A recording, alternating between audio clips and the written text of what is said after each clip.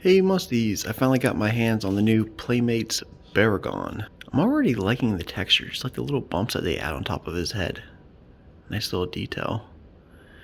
And honestly, I know this isn't like the highest grade quality, but like this, honestly, just the detail that they put into this and the accuracy is really nice. I like that they took time to paint all this.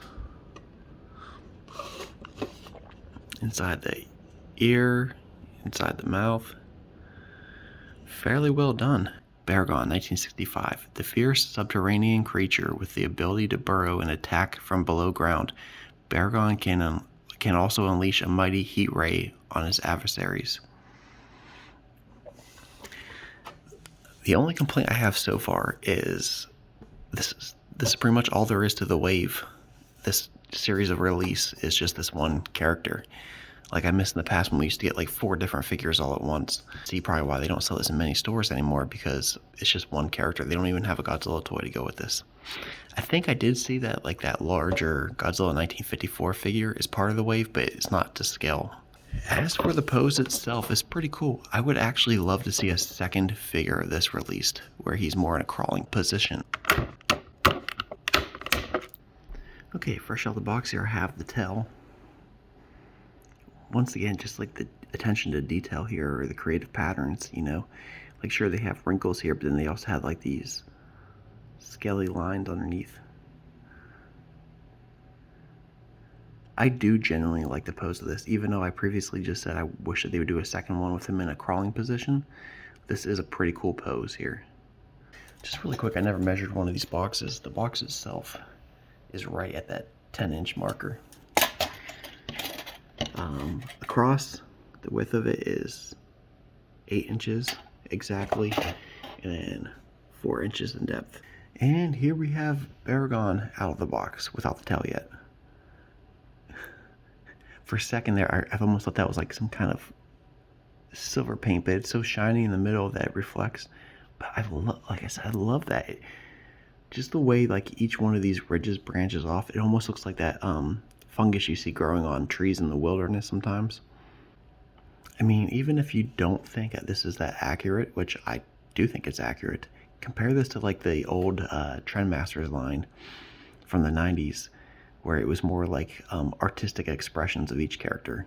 I love artistic expressions. I love sometimes Godzilla figures that aren't necessarily accurate, because it gives them their own unique style and everything. In this case, you know, it's a huge upgrade in terms of accuracy. Okay, now I have them fully assembled here. I do notice like the paint stops here. I do not believe that's actually accurate, because if you if you look, like the ridges continue along here. So it's kind of really disappointing that, you know, they can start the color paint way up here, then work it the whole way down to here, and then just abruptly stopped. This is easily my biggest complaint. Once again, I really like this pose.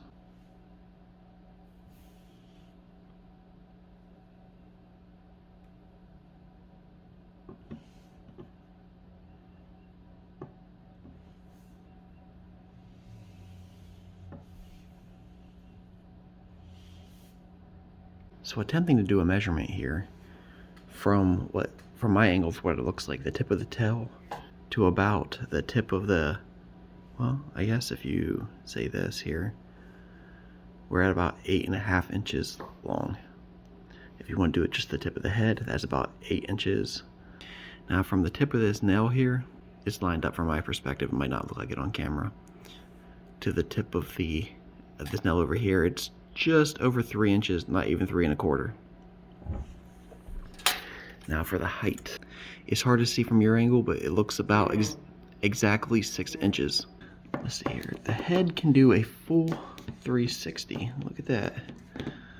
You can, you know, give him a fatality. Yeah, you just gotta watch out for the claw here. Make sure the hand's down before you fully rotate the ears. Side note, I do love how chunky those fingers are and stuff. The arms do a full 360 on mine. I mean, there's always a chance that maybe yours differs. Both arms do a full 360.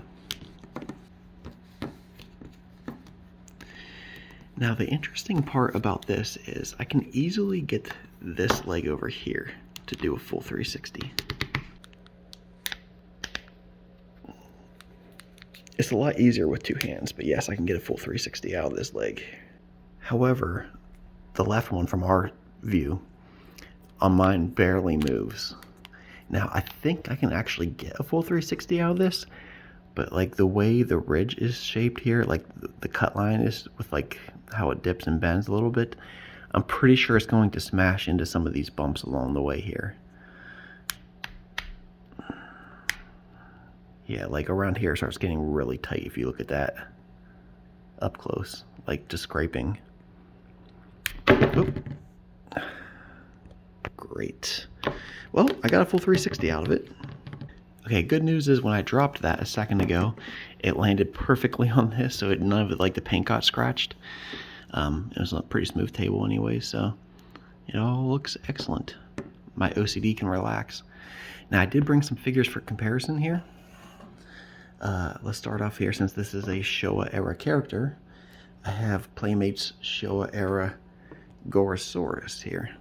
Honestly, I think they match pretty well. I don't know about the size comparison that much because no, I don't think they've ever been on screen together, so we really don't know the comparison that much. So unless you look at the size chart comparison, I'm not exactly sure off the top of my head. Now, I'm not sure if this is just an accuracy thing or it's just the way they designed it, but I like how this one's a lot more beefier and chunkier versus compared to Gorosaurus, which looks a lot slimmer and skinnier. You can look at this and think to yourself, hey, this looks like an actor is inside of this costume. On the other hand, this one's just a little bit too slim. I still think that they look pretty great next to each other. You could definitely have them posing and battling together. Yeah, so I think that, actually I'm surprised like Toho never did like a spin-off movie back in the 60s of these two battling. And then we have the Toho Playmates. This is all Playmates comparisons, but the Shin Godzilla. Now, I mean, this tail dwarfs this figure, but yes, this looks a lot more accurate. But then again, this also was a much more complex model, so that makes sense why that looks a little derpy. I mean, size comparison, that's completely not accurate. I mean, this was decades later, so this should be much taller. I think they still scale up pretty nicely just for display. Finally, here I have the Monsterverse Fire Godzilla from Godzilla King of the Monsters.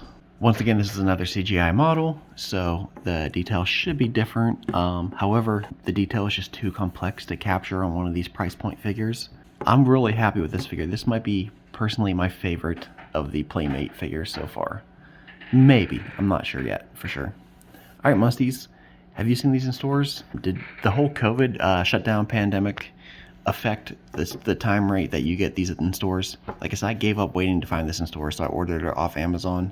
I hate doing that. I don't want to support Amazon. But yeah, I figured at this point I'd rather just pay like a couple extra bucks more, get it in a semi-timely manner compared to its release, as opposed to just waiting and being the last person online to review it. Alright, Musties, thanks for watching.